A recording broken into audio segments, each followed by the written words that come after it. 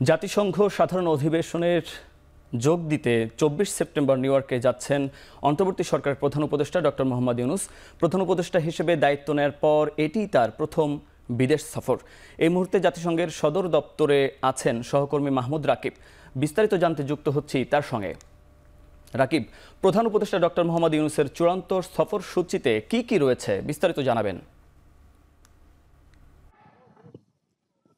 হ্যাঁ মুন্নাফা, আপনি যেমনটি বলছেন এটি হলো মূল কথা যে ডক্টর মোহাম্মদ ইউনূসের এটি প্রথম বিদেশ সফর।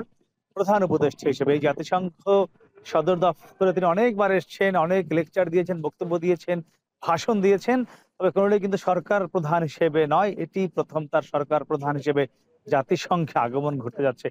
আমরা প্রাথমিকভাবে জানতে পেরেছিলাম যে তিনি মূলত এখানে ২৪ তারিখ বিকেলে আসার একটি সময়সূচি ছিল। সেটি কিন্তু গত রাতে যুক্তরাষ্ট্রের সময় গত রাতে কিছুটা পরিমার্জন হয়েছে আমরা জানতে পেরেছি। সেটি মূলত নেওয়া হয়েছে পরিবর্তন করে সেই সময়টি।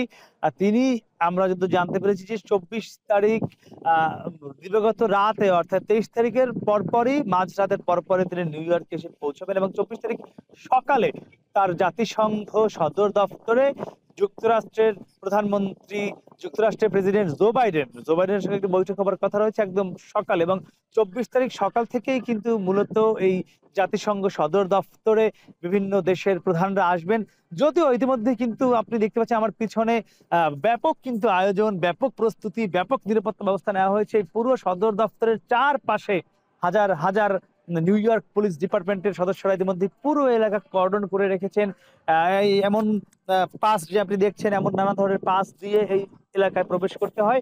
যাদের জাতিসংঘের পাস বা প্রবেশপত্র নেই তারা কিন্তু এই মুহূর্তে এই পুরো এলাকায় কেউ প্রবেশ করতে পারছেন না। অনেকটাই বলা যায় নিউ ইয়র্ক শহরে এই মুহূর্তে কিন্তু অর্ধ শতাধিক দেশের রাষ্ট্রপ্রধান বা সরকার প্রধানরা অংশ নিচ্ছেন, যেখানে কিনা যুক্তরাষ্ট্রের সময় আগামীকাল রাতে বাংলাদেশের প্রধান উপদেষ্টা আসবার কথা রয়েছে। তার সফর সূচির মধ্যে যেটি আপনি বলছিলেন যে আমরা যতদূর জানতে পেরেছি ২৪ তারিখ যুক্তরাষ্ট্রের স্থানীয় সময় সকালে যুক্তরাষ্ট্রের প্রেসিডেন্ট জো বাইডেন তার সঙ্গে বৈঠক হবার কথা রয়েছে। এরপরে তিনি ধারাবাহিকভাবে পাকিস্তান, মালদ্বীপ, নেপাল, বাহরাইন, জার্মানি, নেদারল্যান্ড সহ প্রায় ১০টিরও অধিক দেশের রাষ্ট্রপ্রধান বা সরকার প্রধানের সঙ্গে দ্বিপাক্ষিক বৈঠক করবেন, যে বৈঠকে মূলত বাংলাদেশের সঙ্গে এই দেশগুলোর যে সম্পর্ক, অর্থনৈতিক সম্পর্ক, বাণিজ্যিক বা পরিবেশগত সম্পর্ক, এগুলো কিভাবে উন্নতি করা যায়, কিভাবে বাংলাদেশে বড় বড় উন্নত দেশগুলো বাণিজ্যিকভাবে আরো বেশি বিনিয়োগ করতে পারে, তারও নানান দিক নির্দেশনা তিনি কিন্তু এই জাতিসংঘ সাধারণ অধিবেশনে এসে বিভিন্ন ব্যক্তি, বিভিন্ন পর্যায়ে, বিভিন্ন রাষ্ট্রপ্রধানের সঙ্গে বৈঠকে তিনি সেই দিক নির্দেশনাগুলো তুলে ধরবেন। এবং তার সঙ্গে আরো একটি বৈঠক হবে যুক্তরাষ্ট্রের পররাষ্ট্রমন্ত্রী এবং আরো বৈঠক হবে জাতিসংঘের মহাসচিব সহ বিভিন্ন যে আন্তর্জাতিক বড় বড় দাতা সংস্থা রয়েছে, এনজিও রয়েছে, তাদের সঙ্গে অনেকগুলো বাইল্যাটারাল বৈঠক কিন্তু হবে ডক্টর ইউনূসের সঙ্গে। তবে সবচেয়ে বেশি যেটি এবার আকর্ষণীয় বাংলাদেশের জন্য সেটি হলো জো বাইডেনের সঙ্গে প্রথমবারের মতো এই জাতিসংঘ সম্মেলনে এসে বাংলাদেশের সরকার প্রধানের একটি দ্বিপাক্ষিক বৈঠক হতে যাচ্ছে বলে আমরা জানতে পেরেছি। এবং এটি এবার এমন একটি সময় বৈঠকটি হচ্ছে যখন বাংলাদেশ ভারতের সঙ্গে একটি কিছুটা হলে উষ্ণ পরিবেশ বিরাজ করছে, যেখানে বাংলাদেশ থেকে পদত্যাগে বাধ্য হয়ে দেশ ছাড়তে বাধ্য হওয়া সাবেক প্রধানমন্ত্রী শেখ হাসিনা ভারতে অবস্থান করছেন।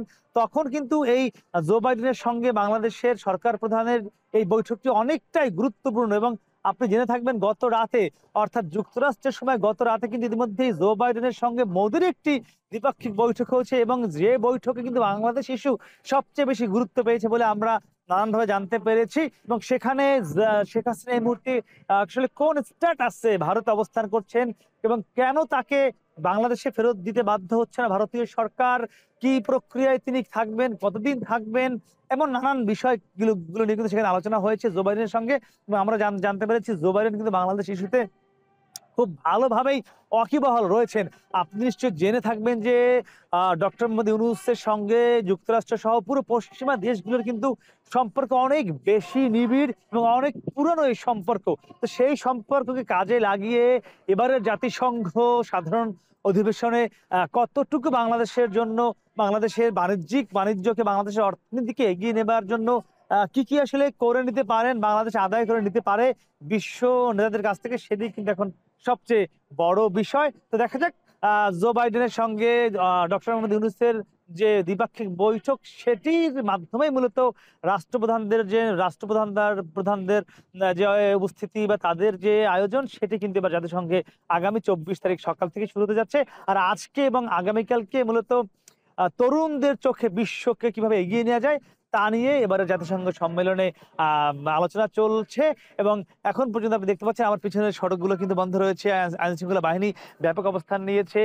এবং কিছুক্ষণ আগেই আমার যে পিছনে এই ভবনটি দেখছেন, এখানে আম তুরস্কের যিনি রাষ্ট্রপ্রধান বা সরকার প্রধান এরদোয়ান, তিনি কিন্তু এখানে একটু আগেই প্রবেশ করেছেন। আমরা দেখেছি এটি মূলত তুরস্কের যে টার্কিশ হাউস বলা হয়, অর্থাৎ তুরস্কের এম্বাসি বা হাই কমিশন, সেগুলো হয়তো এই ভবনটিতে রয়েছে। তো সব মিলিয়ে কিন্তু এখন নিউ ইয়র্ক হলো একটি বিশ্বের বিভিন্ন দেশের রাষ্ট্রপ্রধান বা সরকার প্রধানদের অবস্থানের শহর হিসেবে পরিণত হয়েছে। তো মোটামুটি আমার কাছে জাতিসংঘের সদর দপ্তর থেকে এখন পর্যন্ত এই ছিল সবশেষ পরিণাম।